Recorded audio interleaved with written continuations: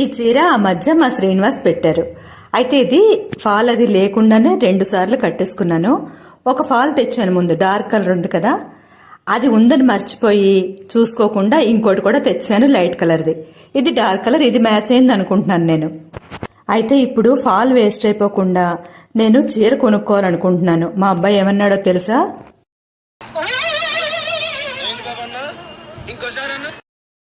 సరదాకి ఇలా వీడియో పెట్టాను, కానీ నిజానికి నేను ఇంకా కొనుక్కుంటేనే వాళ్ళకి ఇష్టం.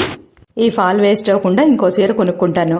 అయితే మీరు నెక్స్ట్ వచ్చి వీడియో ఒకసారి చూడండి, మళ్ళీ మాట్లాడతాను.